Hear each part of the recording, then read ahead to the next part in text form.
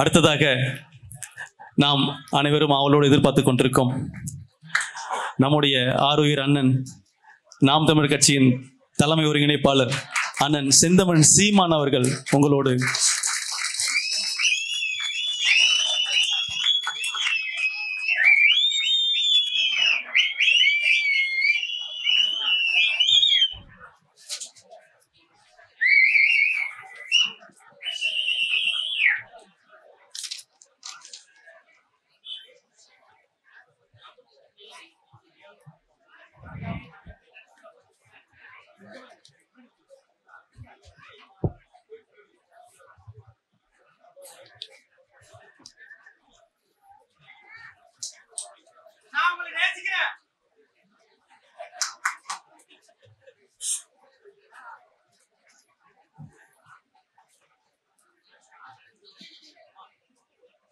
பனையேரிகள்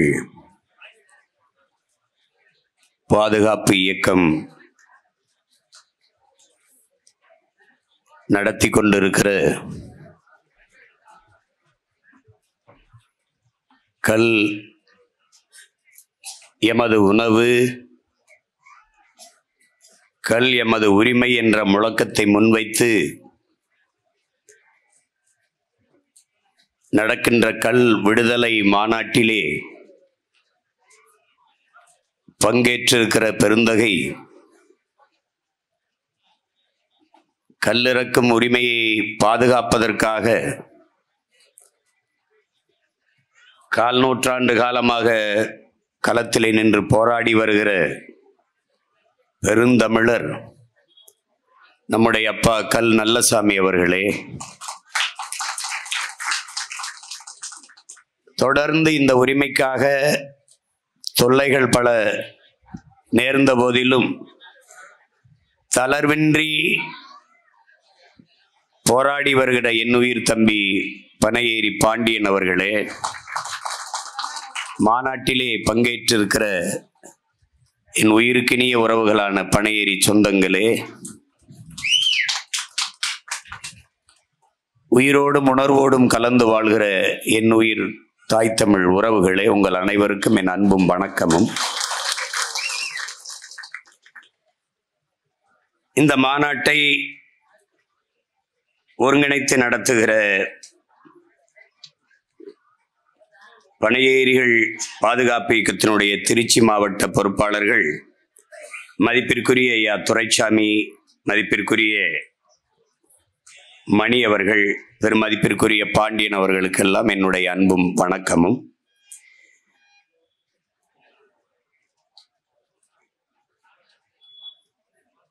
தமிழரும் தமிழ் நிலமும் அவருடைய வளமும் வாழ்வும் எவ்வளவு தூரம் தாழ்ந்து வீழ்ந்திருக்கிறது, அல்லல் பட்டு அவதியுற்று அடிமைப்பட்டு கிடக்கிறது என்பதற்கான சான்று இது போன்ற போராட்டங்கள் தொடர்ந்து இந்த நிலத்திலே நடந்து கொண்டிருப்பதே. இங்கே முன்னின்று போராடுகிற நம்முடைய தம்பி பாண்டியன் அவர்களோ, நம்முடைய ஐயா நல்லசாமி அவர்களோ, இந்த அவர்களுடைய தாத்தா பாட்டன்களோ இந்த கல்லை கண்டுபிடிக்கவில்லை.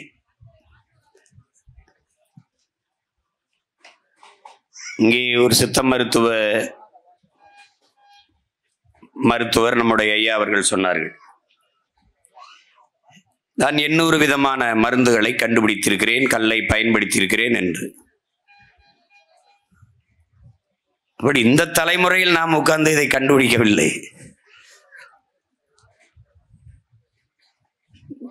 பண்டை காலம் தொட்டு தமிழனுடைய வாழ்வியலோடு அவன் மரபோடு இணைந்திருக்கிற ஒன்று பனை, கல், பதநீர் போன்றதெல்லாம். அறிவார்ந்த என் தம்பி தங்கைகள் சிந்திக்கணும், இப்படிதான் பார்க்கணும். இந்த பனையை பார்க்கும்போது நம்முடைய அப்பா நல்லசாமி அவர்கள் விளக்கி பேசினார்கள். பனையே ஒரு கற்பகத்தரு என்றுதான் சொல்லுது. 840க்கு மேற்பட்ட பொருள்களை தன் உடலில் இருந்து இந்த மானுட சமூகத்தின் பயன்பாட்டிற்கு தருகிற ஒரு உயிரினம் உலகில் உண்டென்றால் அது பனைதான். அதனால்தான் நாம் மற்ற உயிர் செடி மரங்களுக்கெல்லாம் பக்க வேர்கள் ஓடும். பனைக்கு பக்க வேர் கிடையாது. நீங்க அது வேர் கிடையாது. பனைக்கு வேர் கிடையாது, டியூபு, குழாய் தான். பனைமரம், பட்டு போன பனைமரத்தின் வேரை எடுத்து பார்த்தீர்கள் என்றால் கருப்பாக இப்படி ஒன்று வேடும் ஒரு இது இருக்கும். அதை உரிச்சிங்கன்னா உள்ள ஒரு பஞ்சு மாதிரி ஒன்று இருக்கும். பஞ்சு கருப்பை கழட்டிங்கிற கூடு மாதிரி வந்துடும். நீங்க வேணா சோதிச்சு பார்க்கலாம். எங்கேயாவது பட்டு விழுந்த பனைமரத்தின் வேரை எடுத்து பார்த்தீங்கன்னா, தூரை எடுத்து பார்த்தீங்கன்னா, அந்த பஞ்சில் 1000 அடிக்கு கீழே சென்று நீரை உறிஞ்சி கொண்டு வந்து வைத்துக் கொள்ளுங்கிறது. இதை நம்மளுடைய அப்பா நம்மாழ்வார் அவர்கள் ஒரு கிணற்றை சுத்தி 10 பனைமரங்கள் இருந்தால் கடைசி வரை நீரை வற்ற விடாது என்று சொல்கிறார். இடித்து கொண்டாந்து வச்சுக்கிறோம். இப்ப நீரை வளப்படுத்தக்கூடிய ஒரு மரமாக பனை இருக்குது. நீரின் வளத்தை நாசப்படுத்தக்கூடிய ஒன்றாக சீமக்கருவேல இருக்கு. ரெண்டும் ஒன்றா நிக்குது பாரு.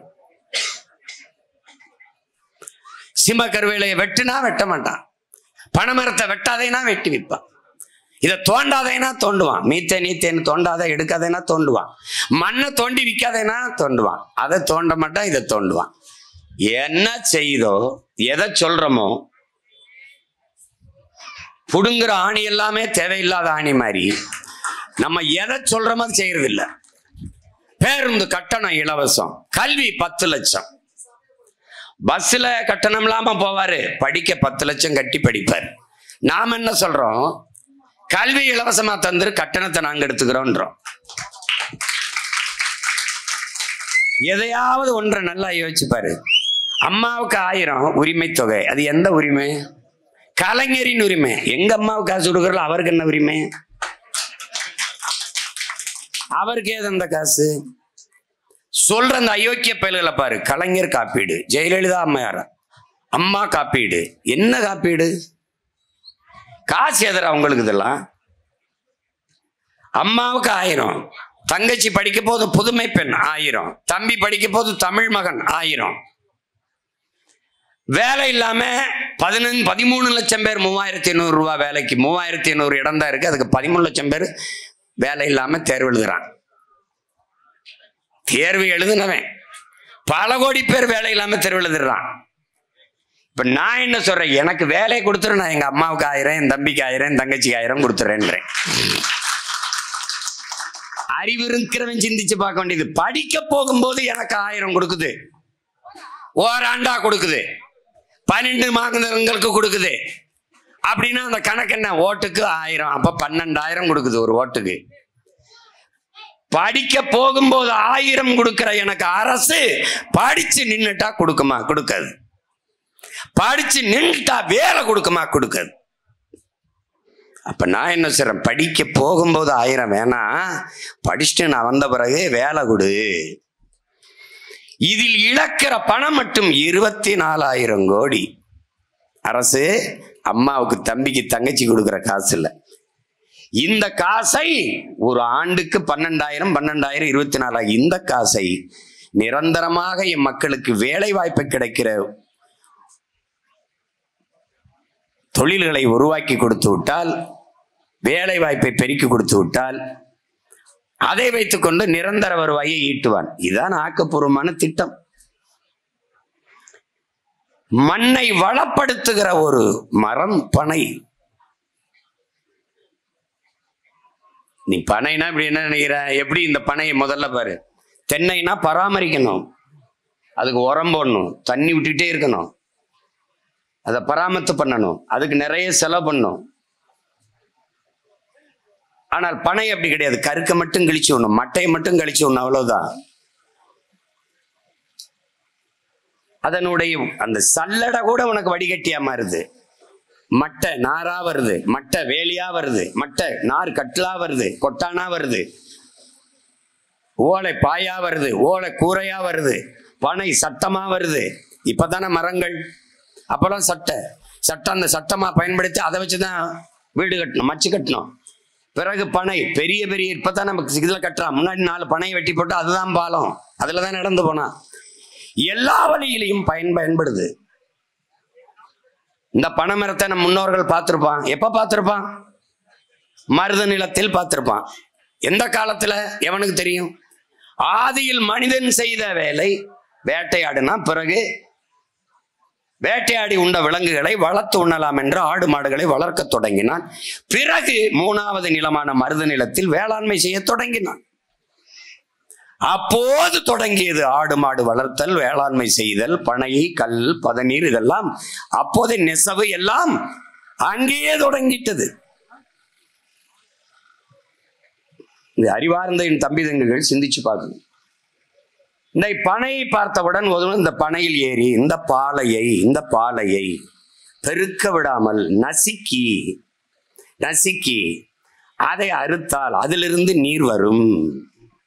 அந்த நீரை ஒரு கலயத்தில் ஏந்தினால், அதை சேமித்தால் அதிலிருந்து அந்த பால் பனம்பால், அது கல்லாக மாறுது, அது பனம்பால்.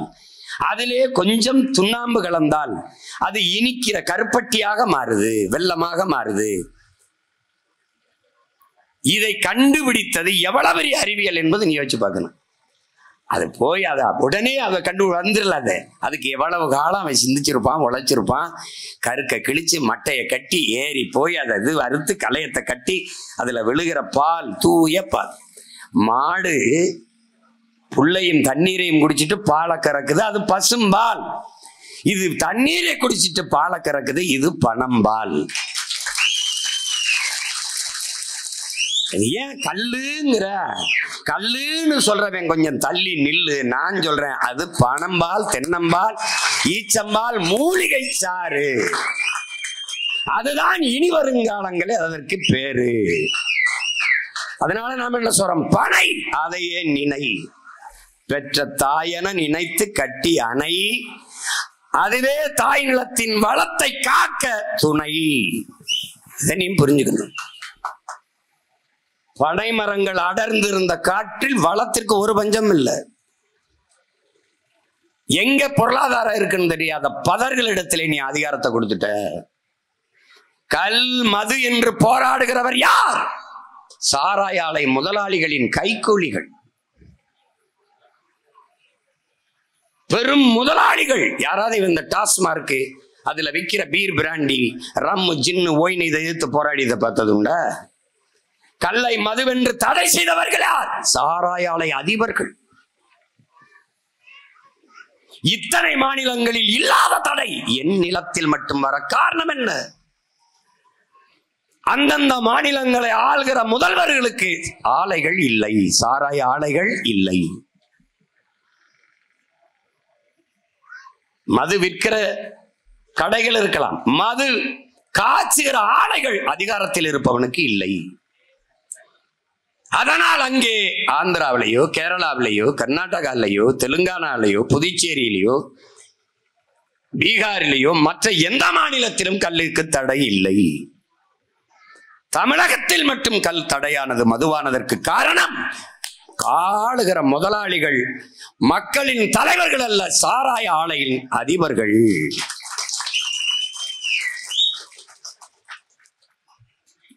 இதை அனுமதித்து விட்டால் 1 லிட்டர் 2 லிட்டர் குடிச்சிட்டு போயிடுவான். டாஸ்மார்க் வியாபாரம் படுத்துக்கிறோம், வீழ்ந்து விடும். அதனால என்ன நட்டம்? ஆலையில் இருந்து சரக்கு எடுக்கிற அளவு குறைஞ்சிரும். அதனால என்ன இழப்பு? நமக்கு வரக்கூடிய பல ஆயிரம் கோடிகள் குறைஞ்சிரும்.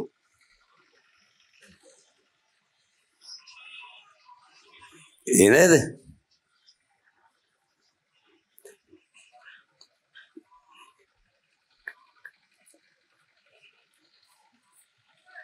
நம்முடைய அப்பா நல்லசாமி அவர்கள் சொல்லும் போது, தண்ணி இங்க போய் வீணாகுது, அங்க போய் வீணாகுது. ஒரு துணையும் கட்டாத ஒரு தலைவன் வந்தான், பல அணைகளை கட்டி நீரை தேக்கி வச்சு போனான். இவன் ஒரு அணையும் கட்டாதவன், பல துணைகளை கட்டி பிள்ளை குட்டியில பெற்று அத்தனைக்கும் பதவி வச்சு விட்டு போனான். படிக்காத அவன் ஊருக்கு பள்ளிக்கூடம் திறந்து படிக்க வச்சு விட்டு போனான். இவன் ஊருக்கு 5-6 டாஸ்மார்க் திறந்து குடிக்க வச்சு விட்டு போனான். நமக்கு அவனும் தலைவன், இவனும் தலைவன். அவன் ஜமாதி எங்க இருக்குன்னு உனக்கு தெரியாது, இவன் ஜமாதி 200 கோடியில கடற்கரையில் இருக்குன்னு உனக்கு தெரியும். இந்த சமாதி கட்டியவர்களுக்கெல்லாம் சமாதி கட்டாது நமக்கு விடிவு இல்லை, நமக்கு விடிவு.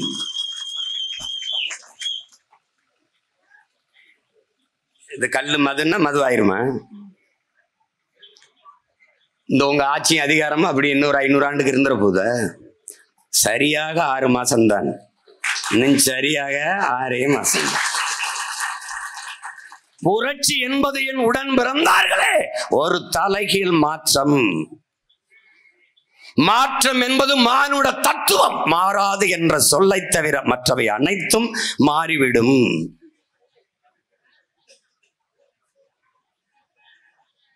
உலகெங்கிலும் வரலாற்றின் சக்கரங்கள் சுழன்று கொண்டே இருக்கிறது. மேலே இருப்பது கீழே வரும், கீழே இருப்பது மேலே செல்லும்.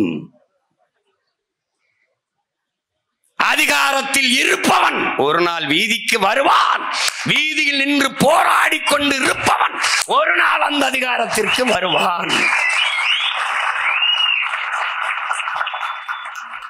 இதற்கு பெயர் என்ன என் அன்பு உடன் பிறந்தார்களே? புரட்சி. புரட்சி, தலைகீழ் மாற்றம். அந்த மாற்றத்திற்கான விழிப்புணர்வு தமிழர் நிலத்தில் வருகிறது, எழுச்சியுற்று வருகிறது. உலகெங்கிலும் 13 கோடி தமிழ் தேசிய மக்கள், உலகின் மூத்த குடி, ஆதிக்குடி தமிழ்குடி, கலை, இலக்கியம், பண்பாடு, வேளாண்மை, நாகரிகம் எல்லாவற்றிலும் சிறந்து விளங்கிய ஒரு மூத்த இனம். தமிழீழ மண்ணில் தான் தமிழ் தேசிய மக்களின் ஆன்மா விழிப்புற்றது என்கிறார் என் உயிர் தலைவன் மேதகுவே பிரபாகரன் அவர்கள். என் ஆன்மா, நாம் அடிமைப்பட்டு கிடக்கிறோம். அதிலும் அடிமைப்பட்டு கிடக்கிறோம் என்பதை அறியாது கிடக்கிறோம்.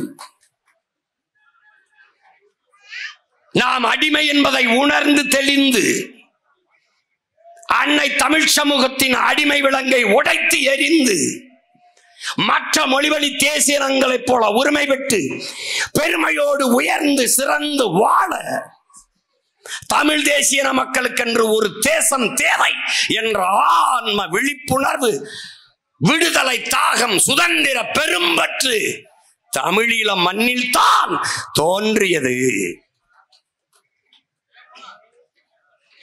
அவன் மட்டும்தான், அவன் முன்னவர்கள் பூலி தேவன், தீரன், சின்னமலை, மான மரத்தி வேட்டின் ஆட்சியார், மான மரவர்கள், மருது பாண்டியர், அழகுமுத்துக்கோன், அவன் பாட்டன் சுந்தரலிங்கன், வெள்ளையத்தேவன், பெரும்பிடுகு, பண்டார வன்னியன், இப்படி தங்கள் மூதாதைகள் முன்வைத்த முழக்கத்தை மூச்சு காற்றாக மாற்றினான்.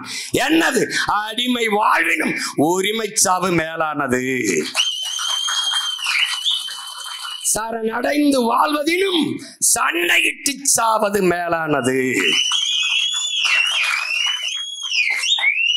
என் உயிரினும் மேலானது என் உரிமை. உயிரை இழக்கலாம், உரிமையை இழக்க கூடாது. அந்த விழிப்புணர்வுதான் விடுதலையின் முதல் படி என்கிறான் நம்முடைய தலைவன் மேதகுவே பிரபாகரன் அவர்கள். அந்த விழிப்புணர்வு அன்பு உடன் பிறந்தார்களே, அருமை பெற்றோர்களே, தமிழக தாயகத்திலே, தமிழர் நிலத்திலே இன்று தமிழ் இளம் தலைமுறையிடத்திலே ஆன்மா விழிப்புற்று எழுகிறது. அடிமை நிலையில் இருந்து விடுதலை, இழந்த உரிமையை மீட்கிற போராட்டங்கள் என்று பல தளங்களில் கிளர்ந்து எழுகிறார்கள். தமிழ் தேசிய மக்களின் ஆன்மா விடுதலை உணர்ச்சி இந்த நிலத்திலே முன் எப்போதையும் விட இப்போது விழிப்புற்று எழுகிறது. அதுதான் தமிழ் தேசிய பிள்ளைகளின் இந்த வளர்ச்சி, எழுச்சி. அதுவே நாம் தமிழர் என்கிற தேசிய இனத்தின் ஒன்றுபட்ட புரட்சி.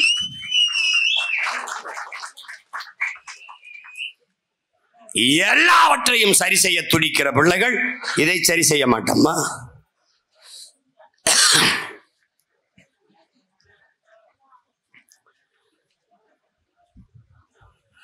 சீமான் அவர்களுக்கு கல்லை தடுப்பதல்ல பிரச்சனை. சீமான் மக்களிடத்திலே போய் சேருகிறான். சீமானை வளர விட்டுறக்கூடாது.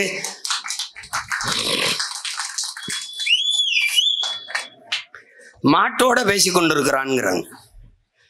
அதுக்கு அறிவு இருக்கு, அதோட பேசிட்டு இருக்கிறேன். அந்த மாதிரி அறிவுட்ட பதர்களோட பேசி என்ன பண்ண? பைத்தியக்கார பதர்களா உங்க பகுத்தறிவிலேயே என்ன சொல்றது, எச்சைக்காரி துப்ப.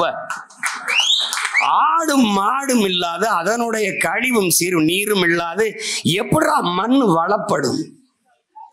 வளமான மண் எப்படா உருவாகும்? இலை தழை கழிவுகள், ஆடு மாடுகளின் கழிவுகள் இல்லாத எவ்வளா பூமி வளமான மண்ணா மாறும்? பல கோடிக்கணக்கான நுண்ணுயிர்கள் எப்படி உருவாகும்? அந்த நுண்ணுயிர்களின் திரட்சி தான், கூட்டுதான் மண்ணின் வளம் என்பதை அறியாதவன்கிட்ட போய் பேசி என்னடா பைத்தியக்காரப்பு பைத்தியக்காரப்பு.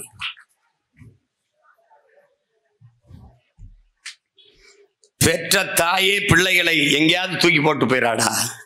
அந்த பிள்ளைய என் பிள்ளைன்னு பால் ஊத்துற தாய் என்னுடைய பசுடா, என்னுடைய பசுடா. பைத்தியக்காரப்பல பைத்தியக்காரப்பல டே பைத்தியக்கார பையல, டே முட்டா பையல, முட்டா பயலுக்கு பிறந்த முட்டா பையல, டே நீ பிறந்தவன தான்டா உங்க ஆத்தா உனக்கு பால் ஊட்டுறா. பிறக்கும் போது, நீ இறக்கும் போது, சாகும் போது நாயே உனக்கு சங்கல பால் ஊத்துறான்ல, அது பசு பால் தான்டா. நாயே நாயே, உனக்கு உயிர் பால் ஊட்டியவள் உன் தாய், உனக்கு இறுதி பால் ஊட்டி பயணம் அனுப்புவள் பசுடா. பைத்தியக்கார நாயே நாயே, அவள் என் தாயடா.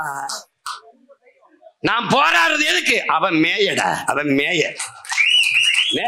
பைத்தியக்கார பையல, நீ இப்படியே பேசிக்கிட்டே இரு, நான் வந்து உட்கார்ந்துருவேன். அப்புறம் நீ என்ன பண்ணுவ? முன்னாடி உட்காந்து கை தட்டிட்டு இருப்ப. நாய முன்னாடி உட்காந்து கை தட்டிட்டு இருப்ப. பைத்தியக்காரன். இவங்க பகுத்தறிவிலேயே தீய வச்சு கொளுத்த கருமம். கல்லு இறக்கிட்டாங்க, கல்லு இது எப்படியா? அதுல கம்யூனிஸ்ட் ஐயா கூட சொன்னாங்க, நம்ம பெரிதும் மதிக்கிறோம் ஐயா சண்முகம் அவர்கள்லாம். ஏதோ அவங்களுக்கு நம்மளை கண்ட ஒரு சங்கடமா இருக்கு. கல்லை உணவுங்கிறார்கள், அவர் பிள்ளைக்கு கொடுப்பாரா அப்படின்னு. பிரியாணி எனக்கு பிடிக்குது, நல்ல உணவுன்னு தான் சாப்பிட்றேன். அதுக்காக என் பிள்ளை சின்ன பையன் 2 வயசு பையலுக்கு பிரியாணி ஊட்டிட முடியுமா? அந்தந்த வயதுல எது எது மருந்து, கல் உணவு அது மருந்துன்னு சொல்லுது. இந்த பாரு தள்ளுபா இந்த பாரா பதார்த்த குண சிந்தாமணி என்கிற பழைய மருத்துவ நூல், அதுல தேரையர் எனும் சித்தரால் இயற்றப்பட்டது. இதில் உண்ணும் பொருட்கள் பற்றிய மருத்துவ குணங்கள் முழுமையாக விவரிக்கிறது. அவற்றில் பனையின் கல்லில் மருத்துவ பயன்கள், 7 தாதுக்களான சுரபிகள், குருதி, தசை, கொழும்பு, எலும்பு, கொழுப்பு, எலும்பு மச்சை, சுக்கிலம் ஆகியவற்றை பனையின் கல் உறுதியடை செய்கிறது. இது மாதிரி பிராண்டி குடித்தால் இது குணமாகும், விஸ்கி குடித்தால் இது நலமாகும், ரம் குடித்தால் இது கும்முனாகும், ஜின்னு குடித்தால் இது கிண்ணுனாகும். எப்படியா சொல்ற பைத்தியக்காரன் நாயே, பைத்தியக்காரன் நாயே நாய். நம்மளை எதிர்த்து போரி விடுபடு. அது டாஸ்மாக் கடையில் போய் கதவை முட்டிடுச்சா, அதாவது பண்ணு ஒன்று செய்யி. மதுவை ஒழிக்கிறோம்ங்கிற போராட்டம் குடிச்சு ஒழிச்சிருது.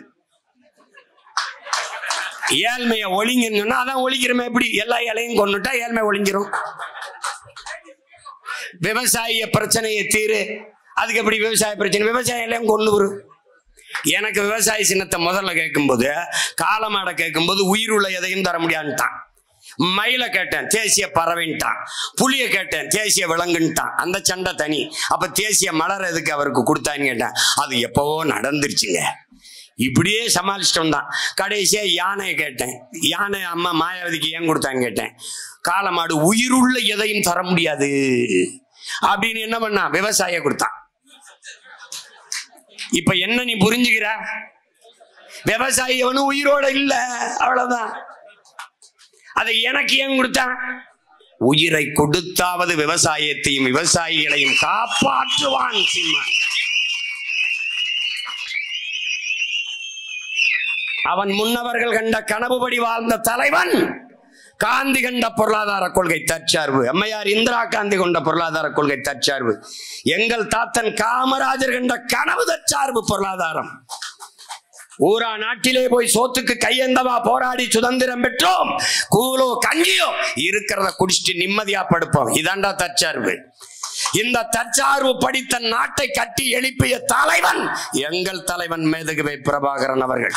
அவனே வேளாண் பண்ணைகளை உருவாக்கினான், ஆடு மாடுகளை வளர்த்தான், பனை ஏறி பதநீர் ஏறி கருப்பட்டிகளை செஞ்சான், பணம் வளத்தை அதிலே மிட்டாய் செய்தான், எல்லாம் செய்தான். பனங்கிழங்கிலே உடியன் மாவு என்று மாவு செய்தான். நாம் பயன்படுத்துற மைதாவுக்கு பதிலாக பயன்படுத்தினான். வெள்ளைக்காரர்கள் பிரபாகரா ஒண்ணுமே இல்லையே, ஒரு சின்ன நிலத்திலே ஒரு வளமும் இல்லாத நிலத்தை தனி நாடாக அடைந்து நீ என்ன செய்வாய் என்று கேட்டதற்கு என் தலைவன் சொன்னது, எனக்கு என்னுடைய பனையும் என்னுடைய இறாலும் போதும், எனக்கு நான் உலகத்தின் தலை சிறந்த நாடாக கொண்டு வருவேன் என்று. தற்சார்புனா என்னன்னு தெரியல பைத்தியக்காரப்பில். ஒரு கிலோ கருப்பட்டி தட்டி பாடுறாடே, தட்டி பாடுறா. அமெரிக்கால ஒரு கிலோ கருப்பட்டி 1000 ரூபாடா கேள்வி. அதை விட்டு எல்லா டாக்டரும் சொல்றான், கருப்பட்டியில சர்க்கரை அளவு குறைவா இருக்கு, கருப்பட்டியை பயன்படுத்துங்கள். கருப்பட்டியை இவனுக்கு கருப்பா இருக்குல்ல அது. அதனால இனிமே நம்ம ஆளுகெல்லாம் கருப்பட்டியை செஞ்சு கொஞ்சம் வெள்ளை அடிச்சு அப்படி வீங்க. நீ பாராடே, நான் வந்த பிறகு குறிஞ்சி அங்காடி, மருதம் அங்காடி, நெய்தல் அங்காடி, முல்லை அங்காடின்னு வச்சு அரசு பணியாக்கி நான் இந்த நாட்டை தலை சிறந்த நாடா மாத்தல. நீ பாட்டேரு அதுல கருப்பட்டி விற்பேன். கருப்பட்டி ரோட்ல போகும்போது வெக்கம் இல்லாம கருப்பட்டி காட்சி கிடைக்கும் எழுதி வைக்கிறான். அங்க போய் வண்டி நிக்குது, மயத்துக்கா நிக்குது, அங்க போய் கருப்பட்டி காப்பியா. ஆனா கருப்பட்டி வந்துடப்படாது, ஏன் பணம் ஏறிடப்படாது, அது குலத்தொழில். ஏண்டா ஆடு மாடு மேய்த்தல் குலத்தொழில், நாங்க மீன் பிடிக்கிறது குலத்தொழில், வேளாண்மை செய்வது குலத்தொழில், பணம் ஏறுவது குலத்தொழில். இப்ப உட்கார்ந்து பேசிக்க உனக்கு என்ன தொழில்? இப்படியே பேசியிருக்கடா பரதேசி நாய, உனக்கு என்ன தொழில்? தண்டச்சோறு, சோறு சொல்லாது, சோறு ஏன் திட்டத்துக்கு பயன்படுத்துற? தண்ட சாதம்னு சொல்லு, தண்ட ரைஸ்ரா, தண்ட ரைஸ் அப்படி ஒண்ணு பேசி விட்டுருவோம். தண்ட ரைஸ் கொடுமை. எங்கே பொருளாதாரம்? எனக்கு என் தம்பிகள் அமெரிக்கால இருந்து மற்ற நாடுகள்ல இருந்து அனுப்புறது, அண்ணன் நம்ம கருப்பட்டிக்கு ரொம்ப இதா இருக்கு, ஆனா நம்மளுடைய கருப்பட்டி இருக்கு பாருங்க, இந்த கிண்ணத்துல காய்ச்சற வட்டு மாதிரி பெருச கருப்பட்டி வட்டு, அதான் விரும்பல. இவ்வளவு பெருசா தூக்கிட்டு போறதுக்கு அவன் விரும்பல. என்னடா தம்பி செய்யலாம்னு எனக்கு படம் போட்டு வரைஞ்சு அனுப்புறேன். அண்ணன் நம்ம ஆட்சிக்கு வந்த பிறகு இந்த பாருங்கண்ணே எப்படின்னா, இந்த கியூப் இந்த விடுதியில் போனீங்கன்னா இந்த சீனியை வந்து சதுரமா வெட்டி அப்படி எடுத்து போட்டுக்கலாம், அவன் போட்டு குடிச்சுக்கிடுவான் அந்த சர்க்கரை இல்லை இந்த தேநீர் குடிக்கும் போது. அது மாதிரி சின்னதா, டேய் நம்ம வெள்ளக்கட்டி மாதிரின்னு சொல்றான், அது மாதிரி சின்னதா. அதுதான் நம்ம ஆளுங்க அழகழக வடிவத்துல பண்ணிடுவோம்டா, அழகழகா வடிவத்துல பண்ணி. நீ நான் சொல்றத நீ உனக்கு நக்கலா இருக்க, எல்லாமே உனக்கு கேலியா தான் இருக்க. நான் இந்த இடத்துல வந்து நின்று இவ்வளவு பேரையும் பயங்காட்டிட்டு இருப்பேன் நீ நினைச்சா? நீ என்னை எதிர்த்து போராடுற அளவுக்கு வந்துருச்சாடா அந்த கட்சிகள் எல்லாம். என்னை எதிர்த்து போராட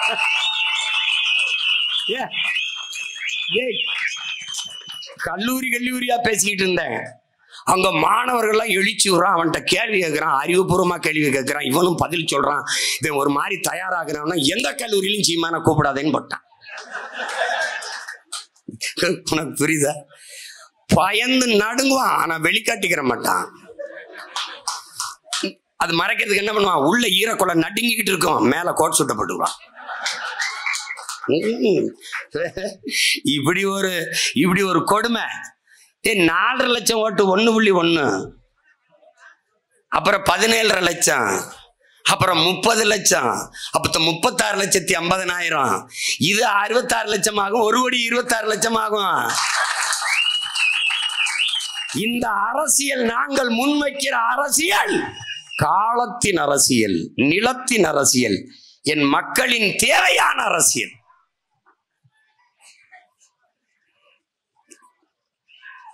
நாங்கள் பிரச்சனைகளில் பிறந்த பிள்ளைகள்.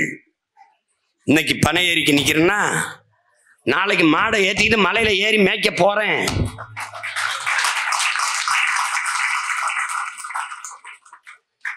என்ன பண்ணுவ? சிறையில போடுவ. I am very happy. வெளியில விடுவ. Always I am very happy. ஏண்டா கொலை செஞ்சுட்டு கொள்ளை அடிச்சுட்டு ஊராஞ்சொத்தை திருடி ஒலையில போட்ட அயோக்கிய நாய்களே வெளியில கையை காட்டி டாட்டா காட்டி சிரிச்சுக்கிட்டு தெரியுது. இதையெல்லாம் தடுக்க போராடுகிற பிள்ளைகள். நாங்க எதுக்குடா வெக்க பண்ணோம், அசிங்க பண்ணும்? எதுக்கு பண்ணும்? கள்ளச்சாராயம் காய்ச்சி வித்தவன் 62 பேரை கொன்னவன் திருப்பி பிணைகள் வந்து மறுபடியும் சாராயம் காய்ச்சா நாடு அனுமதிக்குது. யாரு? நம்ம நாடுதான். தெனங்கொலை. எத்தனை கேள்விகளை அறிவார்ந்த பெருமக்கள். பல நூறு டிஎம்சி தண்ணீர் ஓடி வருது, ஓடி போய் கடல்ல சேருது. எங்க நீர் தேக்கங்கள், எங்க நீர் சேமிப்பு, அதுக்கான திட்டம் எங்க? வேளாண் குடிமக்களினுடைய வாழ்க்கையை பற்றி, அவர்களுடைய வாழ்வாதார பத்தி எதை பத்தி கவலைப்பட்டிருக்க? நீ கவலைப்பட்டிருந்தா அவன் விளைவிக்கிற பொருளை வாங்கி சேமிப்பு கிடங்கு கட்டியிருப்பில்ல. தெருவில் போட்டு தார்பாய போட்டு மூடுவியா? குடிக்கிற டாஸ்மார்க்கு சரக்குக்கு உயர்ந்த சேமிப்பு கிடங்கு கட்டி குளிரூட்டி போட்டு சிசிடிவி கண்காணிப்பு கேமரா வச்சு கண்காணிச்சு வாசல்ல காவலர்களை வைத்து பாதுகாக்கிற அரசு. உணவளிக்கிற உயிர் தேவையாக இருக்கிற உணவை கொடுக்கிற என் உழவர் குடி உழைத்து தந்த நெல்லை தானியங்களை நீ சேமிக்க கிடங்கு வைக்கல என்றால் நீ யார்? நீ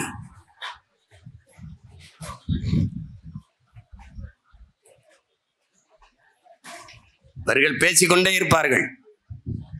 கோயம்புத்தூர் பக்கத்துல இருந்தெல்லாம், அண்ணே நீங்க இந்த பனையை ஏறி விட்ட மாதிரி இங்க வந்து ஒரு தடவை தென்னை மரத்தையும் ஏறி விட்டுருங்கண்ணே, ஒரே நெருக்கடியா இருக்கு அப்படின்னு. இரு கோவைக்கு வரும்போது சொல்றேன், அங்கேயும் ஏறி விட்டுருவோம். அங்க ஒரு மாநாடை போட்டு ஐயா தலைமையில, நம்ம அப்பா நல்லசாமி தலைமையில போய்விட்டு தென்னை ஏறி விடுவோம்டா. ஏறி விடணும். நான் கேட்டேன் பாண்டி பனை கொஞ்ச நாள் தான் இருக்கும், தென்னை தொடர்ச்சியா இருக்கும், அவ்வளவு பத்தாதே, நம்ம இந்த கொள்ளு வர்றதுக்கு என்ன பண்ணலாம்னு. அண்ணன் ஈச்சையை சீக்கிரம் வளர்ந்துரும்னே, ஈச்சையை வளர்த்த சார்ந்த ஈச்சங்கள்லையும் கொண்டு வந்துடலாம்னே. அப்புறம் தென்னை 3 வருஷத்துல வந்துருதுனே, அடிச்சிருவான். நாடங்களும் தென்னையா போட்டு தள்ளிய தாய்லாந்துல தென்னையிலிருந்து 17 இறக்குறான். இது நான் சும்மா சொல்றேன்னு நினைக்கிறியா? இந்த பாட்டி ஆட்சி நடந்து போட்டு காட்டுவேன் பாரு எப்படின்னு. உனக்கு தான் நம்பது, நீ கதை கேட்டே வளர்ந்தவன்ல, நான் காட்டுவேன். ஏன்னா எது ஒன்னையும் திரைப்படத்துல சினிமாவில் சொல்றேன், சினிமாவில் அப்படி பயந்துக்கிறேன். அதனால நான் இப்ப படம் போட்டு காட்டுறதுன்னு முடிவு பண்ணிட்டேன். இந்த பார் நான் சொல்றதை நம்பல. இந்த பார் நின்றுகிட்டே தென்னை மரத்துல 17 இறக்குறான் பாரு. இந்த பார் கல்ல காய்ச்சற கருப்பட்டி கூட 200 கூட விற்கிது பாரு. ஏன்னா அந்த சுண்ணாம்பு தேய்க்கும் போது கலப்படம்னு நினைக்கிறான் பாரு. அவ்வளவு இயற்கை உணவுக்கு திரும்புது உலகம். ஆனா ஈடு கொடுக்க முடியல, உற்பத்தியை பெருக்க முடியல. அப்ப என்ன செய்யறான்? 1 கிலோ தக்காளி கத்தரிக்காய்னாப்பா, 1 கிலோ கத்தரிக்காய்னா ஒரு 15 காய் இருக்கணும்பா, குறைஞ்சது ஒரு 15-20 காய் இல்லை 10 காயாவது இருக்கணும்பா. அது 1 கிலோவை 10 காயை விளைவிக்கிறது கஷ்டம்ட்டு ஒரே காயை 1 கிலோ ஆக்குறான்பா. அப்ப அதான்டா மரபணு மாற்று. அந்த விதையை எடுத்துப்பா, அதுல மரபணுவை மாத்தி முங்குன்னு வந்துடுதுப்பா. இப்ப தக்காளிப்பா 2 நாள்ல கெட்டுரும், கீழே போட்டினா டக்குன்னு தெரிச்சிடும். இப்ப தீல கொட்டினா குதிச்சு உனக்கிட்ட வரும், பிடிச்சி விளையாடலாம். ஏன்னு கேட்டீங்கன்னா தக்காளி எடுத்து அந்த விதையை எடுத்து மரபணுவை மாத்தி தவளை கொழுப்பு, இந்த கொழுப்புகளை உள்ள தள்ளிட்டான். அது ரப்பர் மாதிரி ஆயிடுச்சு, கெடாது. ஆப்பிள் எத்தனை நாளைக்கு இருக்கும்? ஒரு அதிகபட்சம் 2-3 நாள், 4-5 நாள். இப்ப 6 மாசம் ஆனாலும் இருக்கும். ஏன்?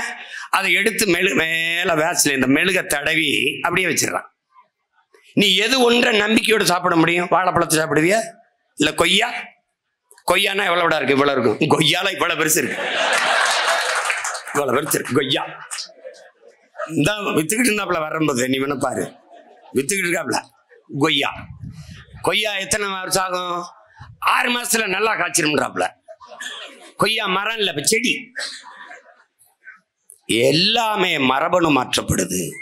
ஏன்னா உற்பத்தி பெருக்கத்துக்கு, உற்பத்தி மரபணு மாற்று உற்பத்தி அந்த விதைகளை, அந்த உணவுப் பொருளை சாப்பிடும் போது மனிதனுடைய மரபணு மாறிடுது.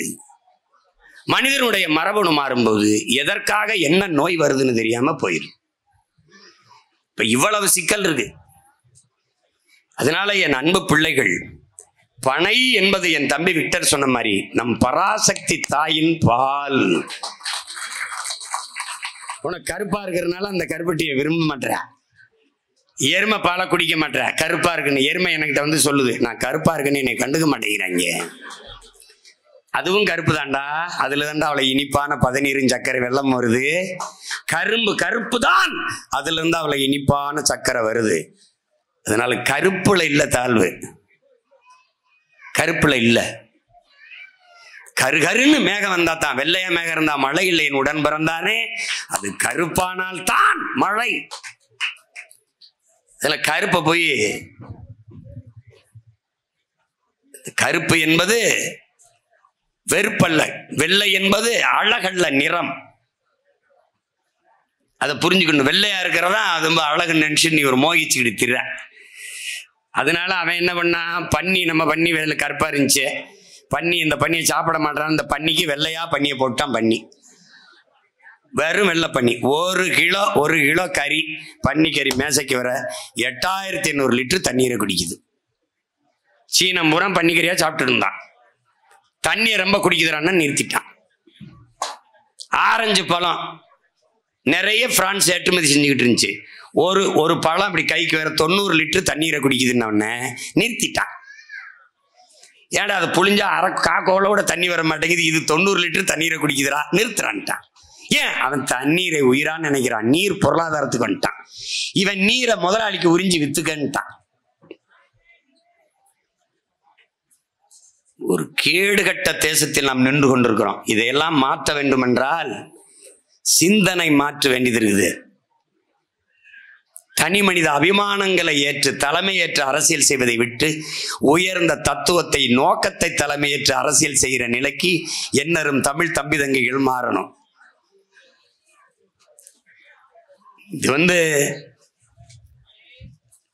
இது போராடிட்டே இருக்க முடியாது. எனக்கு பனை ஏறி கல்ல இருக்க அனுமதி கொடு, பதநீர் இருக்க அனுமதி கொடு, எல்லா வழக்குகளையும் போட்டு அதுல கலப்படம் பண்றாங்க, விஷத்தை கலக்குறாங்கன்னு இங்க இருக்கிற பனை ஏரிகள் மீதெல்லாம் வழக்கை போட்டு ஏகப்பட்ட சிக்கல்கள், இடையூறுகள். மாடு மேய்க்க முடியாது, பனை ஏற முடியாது, விவசாயம் செய்ய முடியாது, ஏன்னா நீர் இல்லை. விவசாயம் செஞ்சு விளைய வச்சா அந்த பொருளுக்கு உரிய விலை இல்லை. அரசு கொள்முதல் செய்வதில்லை. இப்ப இத்தனை சிக்கல்களை நீ போராடிட்டு இருக்க. மீன் பிடிக்க போக முடியாது. நேத்து வரைக்கும் கைது செய்யறான், எல்லை தாண்டி வந்துட்டான்ட்டு. அதை தடுக்க உனக்கு தலைமை இல்லை, அதிகாரம் இல்லை. இன்றும் நம்மளுடைய போஸ்ட் மாஸ்டர் கடிதம் எழுதி கொண்டிருக்கிறார். கைது செய்யப்பட்ட மீனவர்களை விடுதலை செய்யுங்கள். ஈடி ரைடு வந்தால் ஓடிவாரேன் மோடி என்று ஓடுகிறார். மீனவனை கைது செஞ்சால் கடிதம் எழுதுகிறார். இதிலிருந்து நீ தெரிஞ்சுக்க, மண்ணை மக்களை தன் உயிருக்கு மேலாக நேசிப்பவன் தான் பனைக்காக நிற்க முடியும், தென்னைக்காக நிற்க முடியும், வேளாண்மைக்கு நிற்க முடியும், மாட்டுக்கு ஆட்டுக்கு நிற்க முடியும், மீனவனுக்காக நிற்க முடியும், மாணவனுக்காகவும் நிற்க முடியும், ஆசிரியர் பெருமக்களுக்கும் நிற்க முடியும், செவிலியருக்கு, போக்குவரத்து தொழிலாளருக்கு, எல்லாருக்குமாக நிற்க முடியும். ஏனென்றால் இது விவசாயிகள் பிரச்சனை அல்ல, மீனவர் பிரச்சனை அல்ல, மாணவர் பிரச்சனை அல்ல, என் நாட்டின் பிரச்சனை, என் இனத்தின் பிரச்சனை என்று எவன் கருதுகிறானோ அவன்தான் இது எல்லாத்திற்கும் நின்று போராட முடியும்.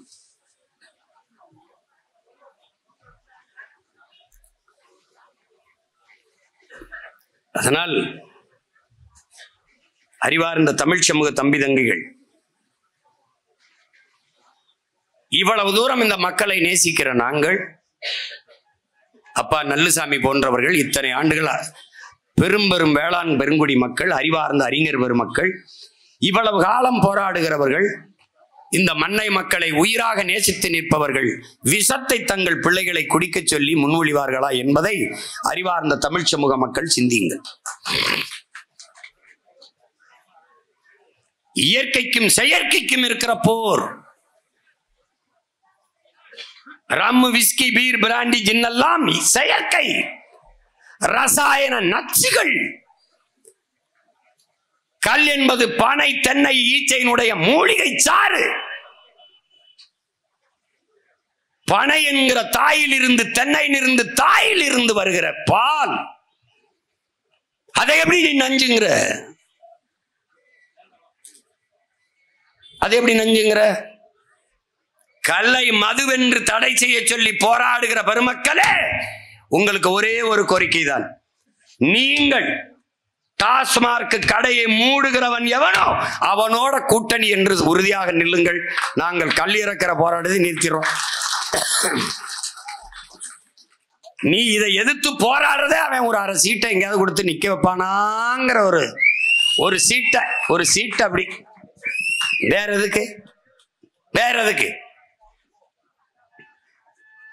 எதுக்கு? வேணுகளா மாதிரி ஒரு வெட்டி கூட்டம் உலகத்தில் இருக்குன்னு நினைக்கிறியா நீ? வெட்டி கூட்டம்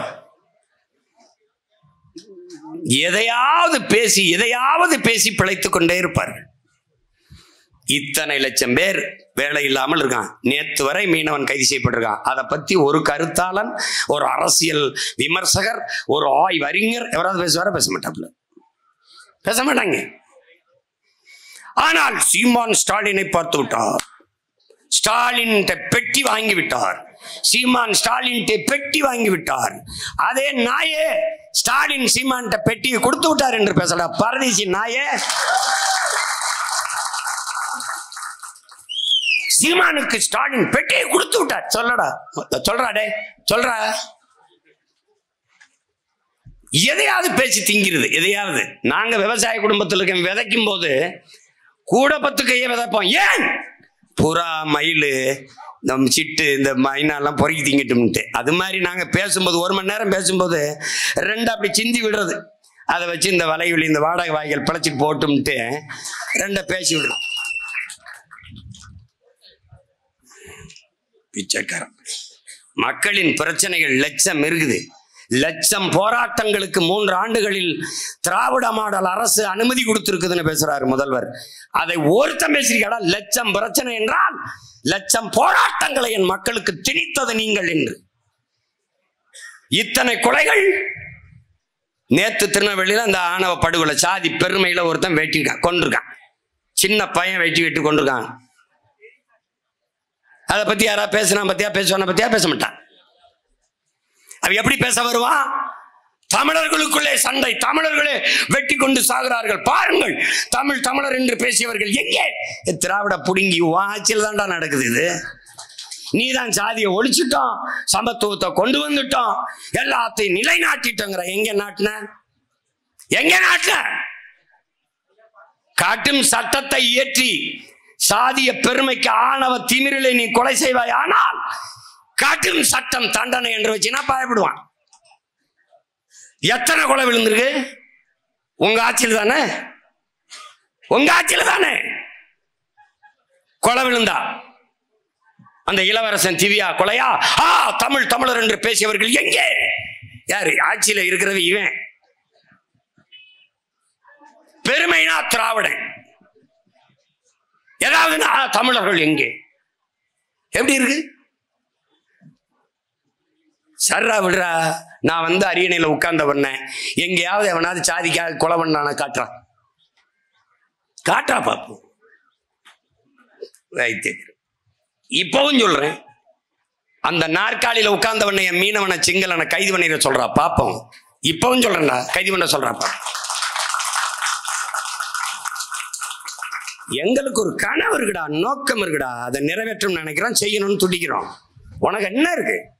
நாங்க வெட்டிக்கிட்டு செத்தா தாண்டா உனக்கு ஓட்டு. நாங்க அண்ணன் தம்பியில ஒரு தாய் பிள்ளைகளா சேர்ந்து நின்னா உனக்கு வப்பம்டா வேட்டு. அதனால நீ பயப்படுற. தெக்க தேவர் தேவேந்தர் வடக்க படையாச்சி பறையும் பிளந்து பிரிந்து நின்றால் தான் உன்னுடைய நீ இந்த அதிகாரத்தில் உட்கார முடியும். நாங்க 2 பேரும் ஒரு தாய் பிள்ளைகளா கட்டி அணைச்சு ஒட்டி நின்னால் உன்னை வெட்டி எறிவோம்டா. அந்த நாள் விரைவில் நடக்கும். நீ எங்களை பிளந்து பிரிப்பாய், அப்பதான் உனக்கு வலிமை வரும். நாங்கள் சாதி மத உணர்ச்சியை பின்னுக்கு தள்ளி தமிழ் தாயின் பிள்ளைகளாக இணைந்து எழுவோம், அப்பதான் எங்களுக்கு வலிமை வரும். அறிவார்ந்த மக்கள் சிந்திக்கணும்ல. இதெல்லாம் ஒரு உரிமைன்னு இதுக்கு போராடுற நிலைமை வருது பாருங்க. இது நமக்கு அடிப்படை உரிமை. இதை கேட்டு உட்கார்ந்து பேசி போராடிக்கிட்டு இருக்க வேண்டிய நிலைமைக்கு வந்தோம். ஏன் வந்தோம்? என் நிலம், என் அதிகாரம் என்கிட்ட இல்ல. எங்கே போட்டாலும் முறையீடு, எங்கே போனாலும் மனுக்கள், எங்கே போனாலும் கண்ணீர், எங்கே போனாலும் கவலை கதறல்கள், எங்கே போயதாம் வலிதோ இந்த மொழி, வாடிய முகம், கலங்கிய கண்கள், எங்கே போனாலும் நான் தானடா நாடங்குல மக்களோட போய் நின்று போயிட்டு இருக்கிறேன். நான் தானடா கவலையோடும் கண்ணீரோடும் கதறி எழுகிற தாய்மார்களுக்கு முன்பு கைகட்டி கேட்கிற மகன் நான் தான். எனக்கு தானே வழி இருக்கும். உனக்கு என்ன ரோடு ஷோ போடுற அயோக்கிய பயில உனக்கு என்னடா தெரியும்? ரோடு ஷோ டாட்டா காட்டுறவனுக்கு என்னடா தெரியும்? நீ ரோட்ல போய் டாட்டா காட்டிக்கொண்டே இரு. இன்னும் 10 மாசத்தில் என் தாய் தமிழ் மக்கள் உனக்கு டாட்டா காட்டுவான். நிரந்தரமா காட்டு. நீ போட்டே திரி, டாட்டா காட்டிக்கிட்டே திரி. 4.5 வருஷம் ஆட்சி ஆண்டுட்டு இப்ப என்ன பிரச்சனை? இது தெரியாது அவங்களுக்கு. நீங்க தான் பிரச்சனை. ஓரணியில் சேர்வோம். கடியாரம் வருது, செல்போன் அலைபேசி வருது. எதுக்கு செல்போன்? செத்தா யாருக்கா சொல்லி ஒண்ணும்ல. கடியாரம் எத்தனை மணிக்கு சாவரம் பார்த்துக்கிட்டு சாகணும்ல. அப்புறம் பணம் வாக்கரிசி போடணும்ல. இது ஒரு கூட்டம்டா, இது ஒரு கூட்டம்டா. மானத்துக்காக போரிட்டு மாண்ட மறவர் குலத்துல வந்துட்டு 5க்கும் 10க்கும் அரிசிக்கும் 100க்கும் இந்த பிச்சைக்கார பையிலிட்ட கையேந்தி நிக்கிற பிச்சைக்கார கூட்டமா? கேவலம். அவன் இருக்கிற அதிகாரமே நீ ஓட்ட பிச்சை. அவனடா நமக்கு இலவசம் பிச்சை போடுறது.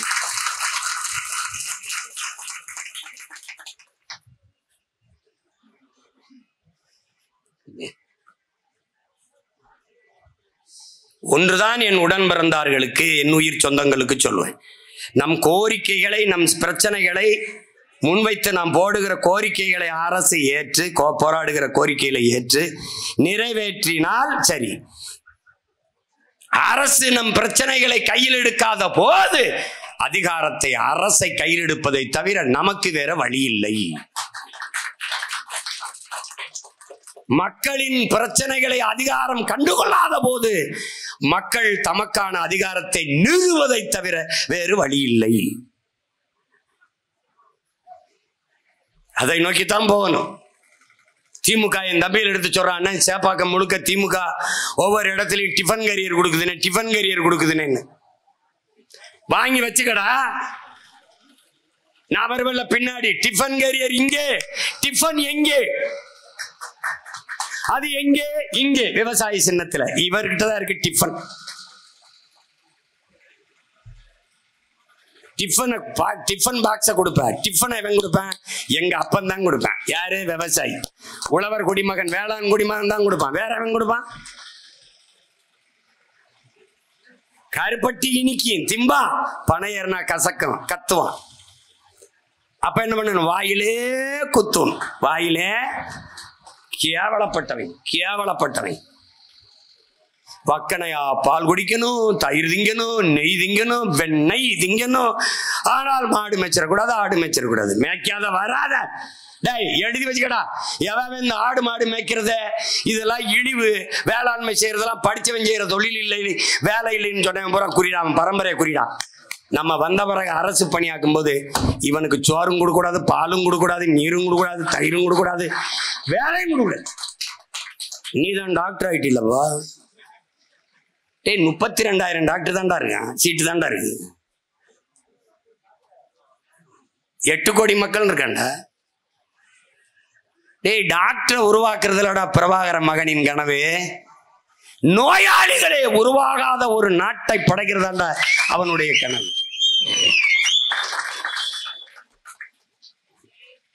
காவல்துறை, நீதிமன்றங்கள், வழக்கறிஞர்கள், தேவைப்படாத குற்றமற்ற குற்றவாளிகள் உருவாகாத ஒரு சமூகத்தை உருவாக்குவதாண்டா சிறந்த ஆட்சியாளனின் பொறுப்பும் கடமையும். பைத்தியக்கார என் தலைவன் பேசுறான்டா. காவல்துறை படையை கட்டி நிறுத்திட்டு குற்றவாளிகளை பிடித்து கூண்டில் நிறுத்துவதல்ல உங்கள் வேலை. குற்றவாளிகளை உருவாகாத ஒரு சமூகத்தை உருவாக்குவதுதான் உங்கள் வேலைன்னா. அதான்டா ரூசோ சொல்றான். நீ ஏன்டா குற்றவாளிகளை பிடித்து கூண்டில் நிறுத்தி தூக்கல போடுற? அவனை தூக்கல போடுவதை நிறுத்தா. அவன் குற்றம் செய்வதற்கான காரணத்தை கண்டுபிடித்து அதை தூக்கல நிறுத்துறான்றான். இப்ப இங்க திருடுறானா காரணம் என்னடா? இங்க கொள்ளையடிக்கிறானா காரணம் என்னடா? அதை யோசி. இதான ஆட்சியாளர் உமர் சொல்றாரு, ஒருவன் திருடினான் என்றால் அவன் கையை வெட்டு என்கிற. அதே அவன் பசிக்காக திருடினான் என்றால் ஆட்சியாளனின் கையை வெட்டுறாங்கிற. அப்படின்னா இவனுக்கு எவனுக்காவது கை இருந்திருக்க மாட்டா, எல்லா பேரும் மொட்டை தண்டை தெரிஞ்சிருப்பான். கொடுமடா.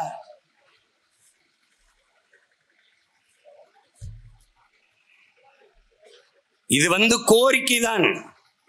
பனை ஏறி காட்டுவது என்பது பனை ஏறுதல் ஒரு இழிவு, அந்த அச்ச உணர்வு, தன் ஒரு தாழ்வு மனநிலையில் இருந்து என் பிள்ளைகள் நிமிரணுங்கிறதுக்காக தான் நான் ஏறினேன். மாடு மேய்ச்சி நானே மேய்க்க போறது ஒன்னும் இல்லடா, நம்ம செல்வம்டா, ஆடு மாடும் வாடா அப்படின்னு காட்டுறதுக்கு தான் மேய்க்க போறேன். முதல்ல நீ நம்பு, இது நாம செய்யல, பண்பாடு நம்முடைய தொழில் அல்லடா, நம் வாழ்க்கை முறை, நம் மரபு.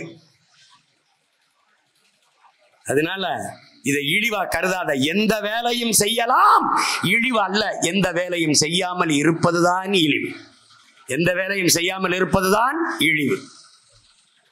உழைக்காமல் உண்பது கூட ஒருவித திருட்டு தான் என்கிறார் காந்தி. அதனால நீ எதை பற்றியும் கவலைப்படாது. இது ஒரு கோரிக்கை தான். அரசு ஏற்றுக்கொண்டு நிறைவேற்றினால் மகிழ்ச்சி, இல்லையே தமிழ் தேசிய மக்களின் புரட்சி, அதனால் ஏற்படும் உங்களுக்கு வீழ்ச்சி, மலரும் தமிழ் தேசிய மக்களின் ஆட்சி. அன்னைக்கு இதெல்லாம் கோரிக்கை எல்லாம் ஒண்ணும் இல்ல. எங்க அப்பா நல்லசாமி சொல்ற மாதிரி அது பாட்டுக்கு நடக்கும். அவரே திறந்து வைப்பார் அந்த திட்டத்தை. என் கனவு அவர் கண்ணு முன்னாடி இந்த திறங்க இந்த திட்டத்தை இவாங்க. திட்டத்துக்கு பேரு நல்லசாமி திட்டம். தலைவர் யாரு? பனையேறி பாண்டியன். வாரா டே, இது நான் சொல்றேன், நீ சிரிக்கிற. நடத்தி காட்டல, நான் பிரபாகர மகன்லடா. நீ நடத்தி காட்டுனல என்பது சும்மாவே பேசிட்டே இருப்பான். அதனால அறிவார்ந்த தமிழ் சமூக தம்பி தங்கைகள், சீமான் பனையேறிட்டோன்னா அது சாதி மரம். பனைக்கு சாதி வச்ச பரதேசியில் எங்கேயாவது நீ பார்த்திருக்கியாடா? அப்ப தென்னை கவுண்டர் மரமாடா, இது நாடார் மரமா? இப்ப கேரளாவில் தென்னை மரம் இருக்குது, நாயர் மரம், நம்பூதிரி மரமா? குஜராத் ராஜஸ்தான்லாம் பனை இருக்கு, அது யார் மரம்?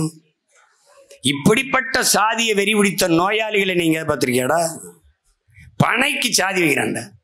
அப்படின்னா இதுக்கு தமிழ்நாட்டு தேசிய மரம்னு இதை அறிவிச்ச? ஏன் அறிவிச்ச? அதை தகர்க்கத்தான் பல்வேறு தமிழ் குடிகளில் இருந்து பனையேறிகள் இந்த மாநாட்டிலே பங்கேற்று,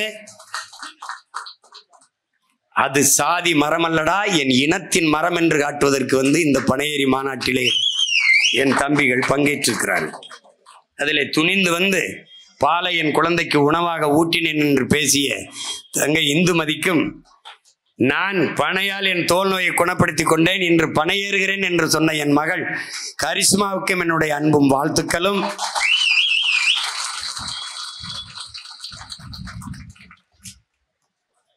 அதனால பனம்பாலை குடித்து வளர்ந்த மகன் என்கிற திமிரோடு சொல்கிறேன், பனை அதை நினை, பெற்ற தாய் போல கட்டி அணை, அதுவே நம் தாய் மண்ணை வளப்படுத்த துணை என்பதை மறந்து விடாமல் என் அன்பு பிள்ளைகள், இது ஒரு கோரிக்கை, இந்த கோரிக்கையை நிறைவேற்றுவார்கள் என்று நம்புவோம். நம்பி தொலைப்போம்? நம்ப மாட்டார்கள். ஏனென்றால் அவர்கள் 40,000 கோடியிலிருந்து 50,000 கோடிக்கு டாஸ்மார்க் வியாபாரத்தை உயர்த்த முயற்சி செய்பவர்கள். அதனால் இந்த கோரிக்கை என்பது என் மக்களுக்கு நியாயமான கோரிக்கைகளை கூட இந்த அரசு அதிகாரங்கள் ஏற்பதில்லை. அதனால் இதையெல்லாம் நிறைவேற்றிக் கொள்ள உங்கள் பிள்ளைகள் எங்களுக்கு அதிகாரத்தை தாருங்கள். மகளே வாடா, அதற்கு உங்கள் பிள்ளைகள் எங்களுக்கு வாக்கை தாருங்கள் என்று கேட்கிறது தான் இந்த கோரிக்கை போராட்டங்கள். 2026 உங்கள் பிள்ளைகள் நாங்கள் தொடர்ந்து தொடர்ந்து தொடர்ந்து மக்களுக்காக அரசியல் களத்திலே நிற்கிறோம். இந்த தேர்தலிலும் நாங்கள் மக்களுக்காக, மக்களோடு, மக்களுக்கான அதிகாரத்தை நிறுவுவதற்கு புரட்சியாளர் சேகவரா சொல்லுகிறான், மக்களுக்கென்று ஒரு அரசு அமைந்து விட்டால் மக்களுக்கு தேவையானதை இது செய்துவிடும் என்று. அப்படி என் மக்களுக்கான அதிகாரத்தை நிறுவுவதற்கு உங்கள் பிள்ளைகள் இந்த களத்திலே நிற்கிறோம், உங்களை நம்பி நிற்கிறோம். அதிலே இந்த மண்ணச்சநல்லூர் தொகுதியிலே என் அன்பு மகள் கல்லூரியிலே விரிவுரையாளராக பணியாற்றுகிற என் அன்பு மகள் தேன்மொழி அவர்கள் போட்டியிடுகிறார்கள். கடந்த முறை இந்திய நாடாளுமன்ற தேர்தலிலே போட்டியிட்டார்கள். இம்முறை என் மகள் தேன்மொழி மண்ணச்சநல்லூர் தொகுதியிலே போட்டியிடுகிறாள். உங்களுடைய மதிப்புமிக்க வாக்கை எங்களை நீங்கள் வாக்கு தாருங்கள், தாராது போங்கள். ஆனால் உங்கள் பிள்ளைகளை எங்களை சாதிய மத சாக்கடைக்குள் தள்ளாது இருங்கள். இந்த மகன் நிறுத்துகிறவள் என்ன சாதி என்ன மதம் சார்ந்தவள் என்று தேடாதீர்கள். சீமானும் அவன் பிள்ளைகளும் எடுத்து வைக்கிற கருத்து, அரசியல் கோட்பாடு, தத்துவங்களை கவனியுங்கள். என் நிறத்தை பார்க்காதே, என் சாதியை பார்க்காதே, என் மதத்தை பார்க்காதே, என் கருத்தை பார். நான் எடுத்து வைக்கிற அரசியலை பார். இந்த மண்ணின் மீதும் மக்களின் மீதும் நாங்கள் கொண்டுள்ள காதலை பாருங்கள். அதைத்தான் உங்களிடத்திலே கேட்கிறோம். சாதி பார்த்து மதம் பார்த்து உங்கள் வாக்கை எங்களுக்கு, ஓட்டை எங்களுக்கு போடுவீர்களே, ஆனால் தயவு செய்து விடார்கள். உங்கள் ஓட்டு எங்களுக்கு தீட்டு.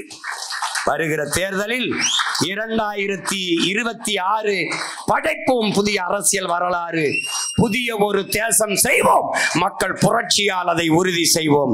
இலக்கு ஒன்றுதான், இனத்தின் விடுதலை. இனம் ஒன்றாவோம், இலக்கை வென்றாவோம். தமிழ்தாய் வாழ்க, தலைவர் பிரபாகரன் வாழ்க. உங்கள் தொகுதியின் வெற்றி வேட்பாளரின் அன்பு மகள் தேன்மொழி.